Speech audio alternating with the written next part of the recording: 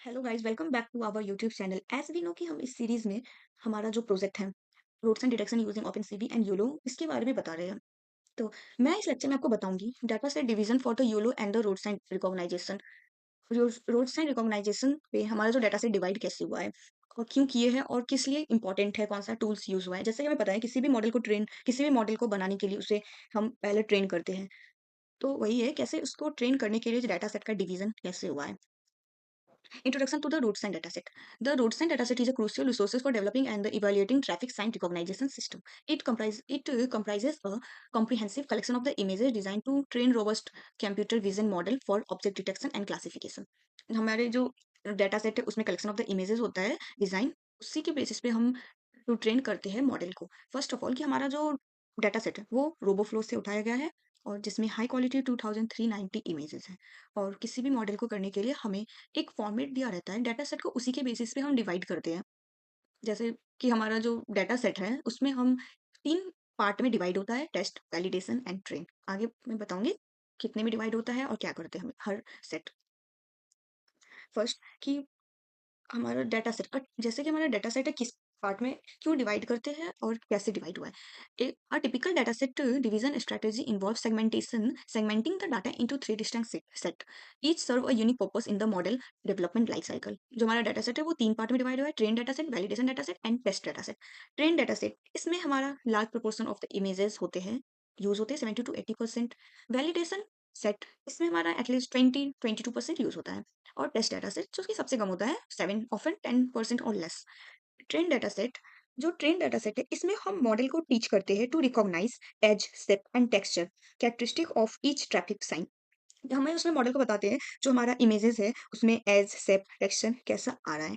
Validation इसमें हम model को इंश्योर करते हैं लर्निंग रेट और आर्किटेक्चर। और टेस्ट सेट में हम यूज्ड कुछ अनसीन इमेजेस इसमें हम रखते हैं जो कि रियल वर्ल्ड परफॉर्मेंस को इवैल्यूएट करें। एक इसमें कॉन्सेप्ट आता है वैलिडेशन में और वैलिडेशन से क्रॉस वैलिडेशन। ये मैं आपको आगे बताऊंगी। पहले वाई डाटा सेट डिवीजन, क्यों हमारा डाटा सेट डिवीजन इंपॉर्टेंट है। फर्स्ट कि हमारा डाटा सेट डिवीजन ताकि enables fair and realistic evaluation of the model performance, एक मॉडल का एक बायस वे में, एक फेयर वे में परफॉर्मेंस चेक कर सके। Second, prevent overfitting. ओवरफिटिंग इसमें यही है, ओवरफिटिंग मतलब ये जो मॉडल हम उससे ट्रेन करवा रहे हैं कि हमारा मॉडल बस मेमोराइज ना करे, नॉट रियली लर्निंग। हमारा मॉडल बस मेमोराइज करे और लर्निंग ना करे।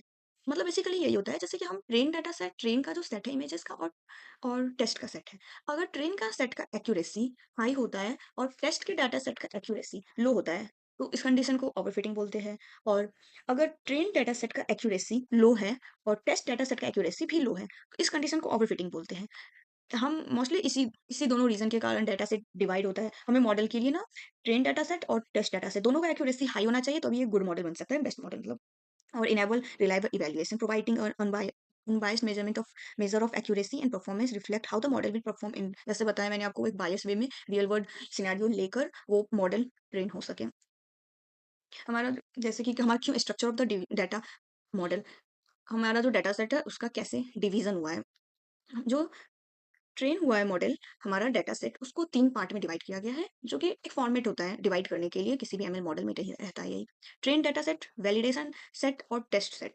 ट्रेन डाटा सेट जो मॉडल को रिकॉग्नाइज करता है सेप एज के लिए, validation learning rate and test performance, real world performance के लिए। तो इस तीनों फाइल में दो दो फाइल बनती है, इमेजेस एंड लेवल्स। इमेजेस जो हमारा एक्चुअल इमेजेस है डाटा सेट का वो रहता है, और लेवल्स डॉट टीएक्सटी फाइल में जो योलो का फॉर्मेट है उसमें कंटेन रहता है। ये तीनों फाइल में इमेजेस और लेवल फाइल रहते हैं। Why do we need a train a data set, हम डाटा सेट को क्यों ट्रेन हमारा इंपॉर्टेंट है, क्यों नीड है। The training set is the cornerstone of any supervised learning task, including object detection with YOLO flow. It is where the model truly learn its capabilities. First, learning path.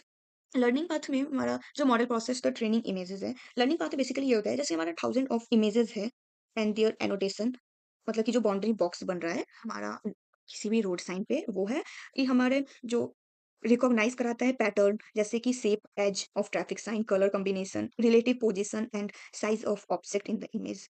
ये एक model का ability बढ़ाते हैं to detect करने के लिए और clarify object in new unseen data में। जैसे कि हमारा एक रोड साइन जैसे कि स्टॉप होता है, स्टॉप का रोड साइन है, वो उसको अगर मॉडल को हम स्टॉप का रोड साइन दिखा रहे हैं ट्रेनिंग के टाइम, वो उसको लर्न करे to recognise that red octagonal shape जो है फ्यूचर इमेज में वो स्टॉप का साइन है। इसमें यही बताया जाता है कि वो रिकॉग्नाइज कर सके पैटर्न, शेप और एज कलर कॉम्बिनेशन। सब्सटेंशियल पो सब्सटेंशियल पोर्शन, इसमें हमारा जो यूजुअली जो हमें पता है कि 70% जो है डाटा सेट का वो ट्रेन सेट में चला जाता है। तो इसमें यही है कि जैसे हम जितना इमेजेस दिखाएँ उसे, जैसे हम जितना इमेजेस मॉडल को दिखाएँ, वो बेटर जनरलाइज़ करेगा। और बैक प्रोपगेशन में बैक प्रोपगेशन का होता है मतलब जो हमारा ट्रेनिंग के टाइम होता है, जो हमारा एक्यूरेट एक्चुअल इमेजेस हैं और प्रेडिक्शन इमेजेस हैं, उस दोनों में कितना लॉस है, उसी के बेसिस पे हमारा परफॉर्मेंस एक्यूरेसी मॉडल का डिसाइड होता है, वो है। Importance of the validation set. The validation set play a crucial role during the model training phase, acting as an unseen data set that provide vital feedback without directly influencing the model learning parameter. इसमें तो मैंने आपको बता दिया जो एक preventing overfitting है जो कि ट्रेन डाटा सेट और टेस्ट डाटा सेट दोनों का जो अगर ट्रेन डाटा सेट का एक्यूरेसी हाई है और टेस्ट डाटा सेट का एक्यूरेसी लो है तो इस कंडीशन में ओवरफिटिंग होता है। ये हाइपर पैरामीट्रिक का एक कॉन्सेप्ट है, इसमें क्रॉस वैलिडेशन आता है। ये इसमें मोस्टली ये होता है जैसे कि हम वैलिडेशन सेट है, इससे हम बता सकते हैं इससे हम हाइपर पैरामीट्रिक ट्यूनिंग निकाल सकते हैं। जैसे कि हमारा क्रॉस वैलिडेशन 5 है, लेट्स मान लेते हैं क्रॉस वैलिडेशन 5 है और हमारे पास टोटल इमेजेस 8000 है। तो हम क्रॉस वैलिडेशन और टोटल इमेजेस को डिवाइड करते हैं जो कि 8000 डिवाइडेड बाय 5 टोटल 1600 हो गया। तो 1600 इमेजेस वैलिडेशन सेट में जाएगा और जो रिमेनिंग है 8000 माइनस 1600 इक्वल टू 6400 होता है, तो वो ट्रेन डाटा सेट में जाता है। ये हमारा मोस्टली एक्यूरेसी चेक करने के लिए होता है। जैसे कि हम हर जैसे कि सीवी अगर 5 है, क्रॉस वैलिडेशन अगर 5 आ रहा है, तो हम हर चेक करेंगे 5 एक्सपेरिमेंट होगा मतलब। जैसे अगर सीवी 1 है तो 8000 डिवाइडेड बाय 1 करेंगे एक्यूरेसी कितना आया, फिर सीवी अगर 2 है तो 8000 डिवाइडेड बाय 2 एक्यूरेसी फिर कितना आया, सीवी 3 है तो एक्यूरेसी कितना आएगा। इस बेसिस पे हम देखते हैं एक्यूरेसी कैसा होता है, इसको हम टोटल करके एवरेज मीन ऑफ एक्यूरेसी निकलता है। इन शॉर्ट हम ये बोल सकते हैं ट्रेनिंग और वैलिडेशन, कुछ पार्ट तो ट्रेनिंग डाटा सेट से ही गया है वैलिडेशन में। तो ट्रेनिंग और वैलिडेशन इस दोनों को मिलाकर हम हाइपर पैरामीटर ट्यूनिंग निकाल सकते हैं और टेस्ट पे हम जो टेस्ट सेट है उससे हम मॉडल का परफॉर्मेंस एक्यूरेसी ये चेक करते हैं। वही necessity of the test set, the test set is the final uncorrupted जज of your model's generalisation ability.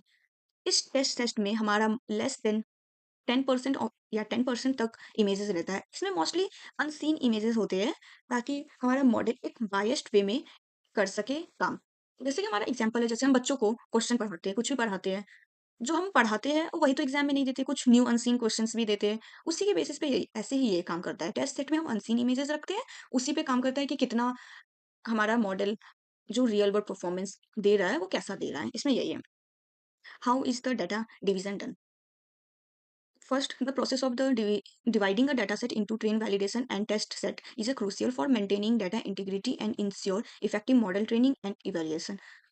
वही है कि हमारा कैसे मॉडल का डिवीजन डन हुआ है।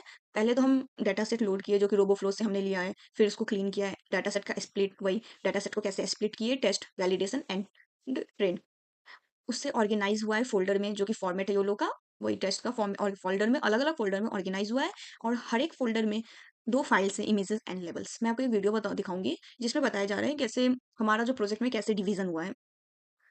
Why this division matter for YOLO?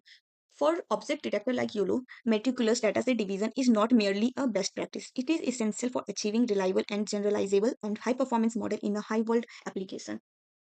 तो वही है कि हमारा डिवीजन क्यों मैटर करता है, क्यों इम्पोर्टेंट है, वही है। अ, तो पहले तो avoid data leak no ensure that information from the validation और test set do not leak into a training set. जो हमारा टेस्ट सेट और वैलिडेशन सेट में जो इमेजेस है वो लीक होके ट्रेनिंग सेट को ना इफेक्ट करे, जिससे कि it would lead to a artificially inflated performance metrics and a model that perform poorly. वही लीक ना हो ताकि हमारा मॉडल पुअरली परफॉर्म ना करे, हम अवॉइड करते हैं लीक होने से ताकि हमारे वैसे ही डिवाइड किया जाता है evaluating generalisation and optimising real world result. ये तो हो गया है। मैं आपको एक वीडियो दिखाऊंगी जिसमें हमारा जो डाटा सेट है कैसे हमारा जो मॉडल प्रोजेक्ट का डाटा सेट है वो कैसे डिवाइड हुआ है उसे आप अच्छे से समझ जाओगे।